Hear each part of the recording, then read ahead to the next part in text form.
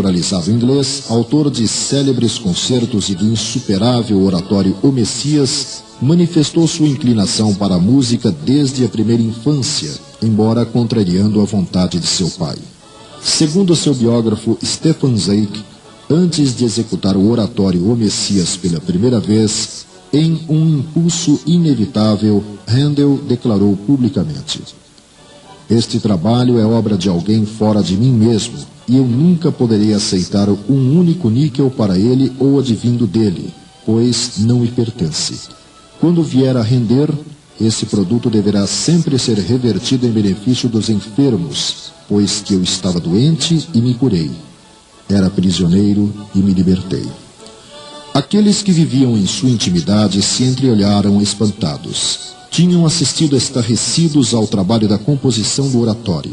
Handel passara 21 dias escrevendo-o. Ninguém tinha permissão para se aproximar do compositor, e no decorrer das 3 semanas que gastou compondo O Messias, nem uma única vez sequer abandonou a sala de música. Quando lhe traziam alimentos, ele meramente arrancava uns nacos de pão com a mão esquerda. Com a direita prosseguia escrevendo as notas imortais. Ocasionalmente erguia-se e andava de um lado para o outro.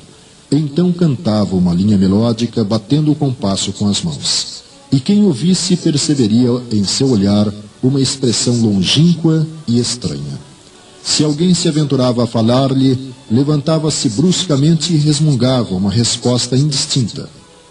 Handel perdera totalmente a noção de tempo e não distinguia o dia da noite. Nunca antes experimentara tal arrebatamento.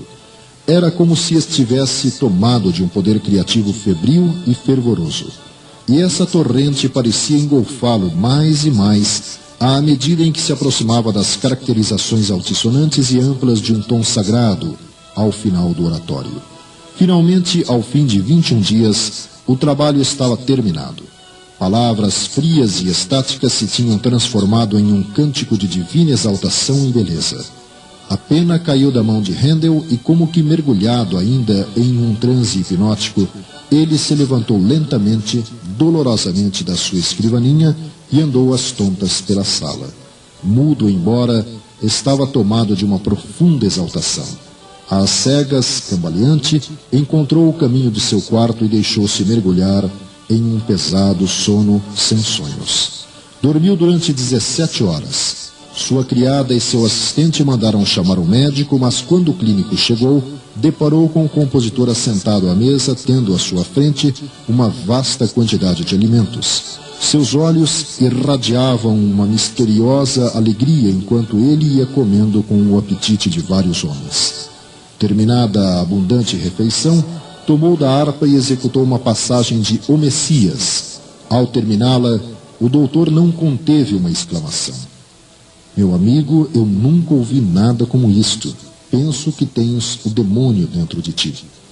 Uma sombra pareceu encobrir o rosto de Handel. Ele próprio, que ainda não podia compreender a sua inspiração, voltou-se para o homem e retrucou seriamente: "Eu antes diria que tinha Deus junto de mim." Beethoven, também alemão, autor de incomparáveis sinfonias, sonatas e concertos, teve uma vida pessoal conturbada, marcada por dificuldades de toda a ordem, inclusive com a perda gradual da audição, sentido indispensável para sua atividade a partir dos 28 anos, o que curiosamente coincide com o período mais rico de sua obra em termos de criação. Goethe, seu contemporâneo e conterrâneo, em Cartas a um Filho, reproduz o seguinte depoimento do grande compositor: "Sinto-me obrigado a deixar transbordar de todos os lados as ondas de harmonia provenientes do foco de inspiração. Procuro acompanhá-las e delas me apodero apaixonadamente. De novo me escapam e desaparecem entre a multidão de distrações que me cercam. Daí a pouco, torno a apreender com ardor a inspiração. Arrebatado, multiplicando todas as modulações, venho por fim a me apropriar do primeiro pensamento musical. Vede, é uma sinfonia. Tenho necessidade de viver só comigo mesmo. Sinto que Deus e os anjos estão mais próximos de mim, na minha arte, do que os outros. Entro em comunhão com eles e sem temor. A música é o único acesso espiritual nas esferas superiores da inteligência. Após haver composto as mais suaves harmonias, costumava exclamar: tive um êxtase.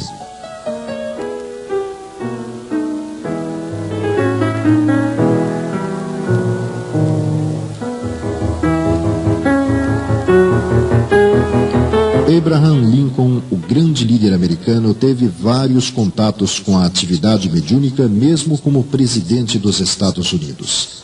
Pessoalmente, segundo o relato de Ward Layman em seu trabalho Reminiscências de Abraham Lincoln, o grande presidente contou a pessoas ligadas a ele o seguinte: há cerca de 3 dias atrás, recolhi-me tarde. Não podia ter estado na cama por muito tempo, porque caí num cochilo, pois estava cansado. Logo comecei a sonhar. Parecia haver ao meu redor uma quietude semelhante à morte. Então, de repente, ouvi soluços abafados, como se muitas e muitas pessoas estivessem chorando. Pensei que deixava minha cama e vagava lentamente no andar inferior. Lá o silêncio era quebrado pelos mesmos soluços lamentosos, mas os que pranteavam estavam invisíveis. Fui de sala em sala. Nenhuma pessoa viva estava à vista, mas os mesmos sons entristecedores de sofrimento seguiram-me enquanto eu ia passando. Cada um dos objetos me era familiar.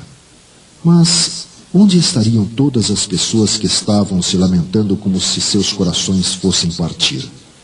Eu estava intrigado e alarmado. Qual seria a significação de tudo isso?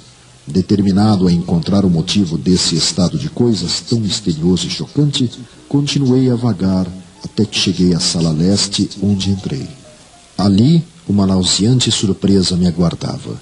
Diante de mim estava um catafalco, sobre o qual repousava um cadáver embrulhado em vestes mortuárias. Ao redor dele postavam-se soldados que estavam fazendo o papel de guardas, e ali havia uma multidão de pessoas, algumas olhando tristemente para o cadáver, cuja face estava coberta. Outras choravam lastimosamente. Quem está morto na Casa Branca? Perguntei ao soldado. O presidente, foi a resposta. Ele foi morto por um assassino. Partiu da multidão uma ruidosa explosão de dor que me acordou de meu sonho.